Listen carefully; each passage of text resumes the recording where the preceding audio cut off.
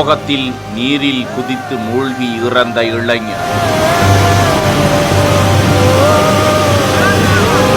அதன் பிறகு அவர் உயிரோடு மீண்டு வரவே இல்லை.